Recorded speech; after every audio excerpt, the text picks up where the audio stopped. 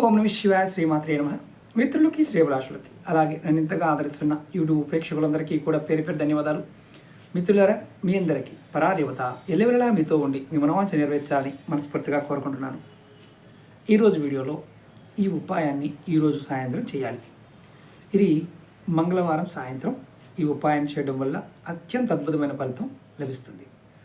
చాలామంది మా ఇంట్లో కష్టాలు ఎక్కువైపోయాయండి గురువుగారు, మా కుటుంబ సభ్యులు మాట వినటం లేదు, పిల్లలు మా మాట వినటం లేదు, భర్త మాట వినటం లేదు, భార్య మాట వినటం లేదు, తల్లిదండ్రులు మాట వినటం లేదు, ఇలా మీరు బాధపడుతూ ఉన్నప్పుడు ఈరోజు ఈ ఉపాయాన్ని చేయవచ్చు. ఇది ప్రతి మంగళవారం కూడా సాయంత్రం పూట చేయాల్సిన ఉపాయం.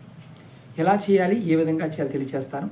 అలాగే మీకు ఈ వీడియో నచ్చినట్లయితే లైక్ చేయండి, ఛానల్ని సబ్స్క్రైబ్ చేసుకోండి, పక్కనే ఉన్న గంట సింబల్ని యాక్టివేట్ చేసుకొని ఈ వీడియోని 10 మంది మిత్రులకు షేర్ చేయండి. వారి జీవితంలో కూడా మీరు మార్పులు తీసుకొచ్చిన వారు అవుతారు.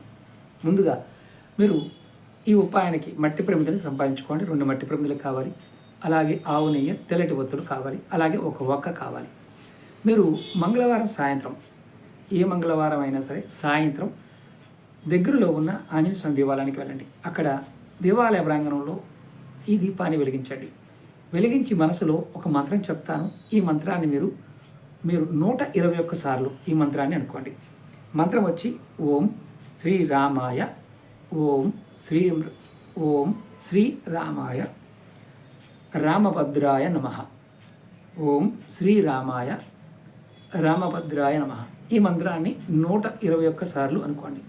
మీరు గుడిలోకి వెళ్ళిన తర్వాత ఖచ్చితంగా దీపారాధన చేసిన తర్వాత దేవాలయ ప్రాంగణంలో కూర్చొని ఈ పని చేయండి. ఇది ఆంజనేయ స్వామి దేవాలయంలో చేయండి. అంటే రామాలయంలో ఆంజనేయ స్వామి ఉన్నాడు, అక్కడైనా చేయొచ్చు.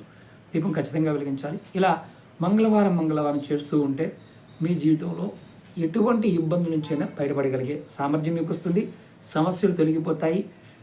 రాబోయే కాలం ఈ సంవత్సరం 2025 సంవత్సరంలో వచ్చే ఆపదలు కూడా మీకు ఇబ్బంది కలిగించకుండా ఉంటాయి. ప్రయత్నించేయండి, ఫలితాన్ని పొందండి. ఓం నమః శివాయ శ్రీమాత్రే నమః.